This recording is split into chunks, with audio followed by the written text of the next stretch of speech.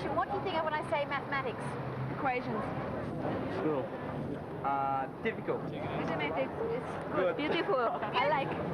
Disgusting. Algebra. Maths. Guy's a genius. Hated it. Why? I think it might be like dyspraxic, but with numerals. Dyslexic? Dysnumerate. Oh, dysnumeric. Ah, it's a good concept.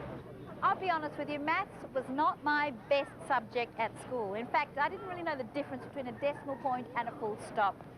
Times tables, I thought that was something you had to clear. And algebra, bad news.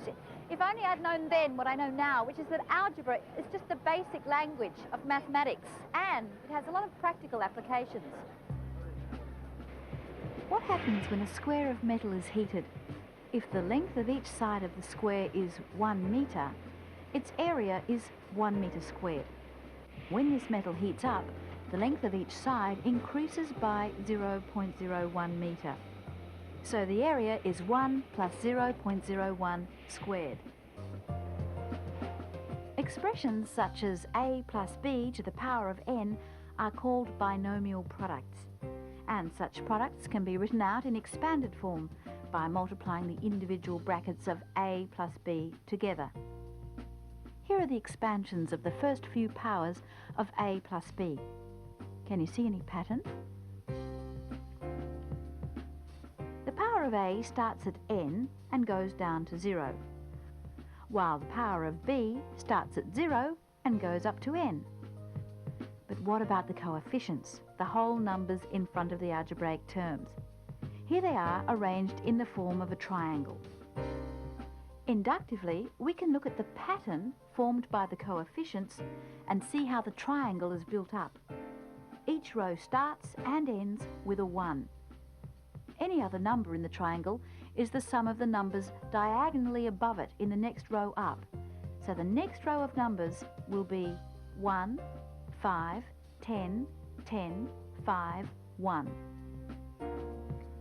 Using this pattern, we can extend this triangle as far as we want. But of course, since this is an inductive argument, we can't be absolutely sure that it's correct.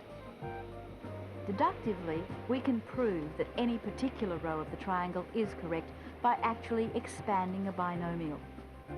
To check the last row, we can expand a plus b to the power of 5 and show that it equals...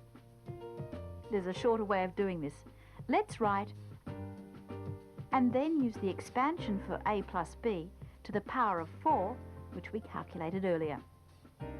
Now to complete the expansion, we multiply each term in the second bracket by a and also by b, and then collect the terms. But let's look at this step closer. We'll end up with a term in a squared b cubed, for example. This will come from a multiplied by 4ab cubed, and also from b multiplied by 6a squared b squared. So the coefficient of a squared b cubed will be 4 plus 6, or 10, which is what we discovered inductively.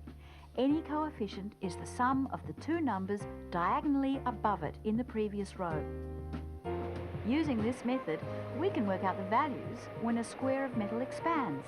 Again, patterns and proofs, inductive and deductive thinking, combine to enable us to investigate a mathematical problem.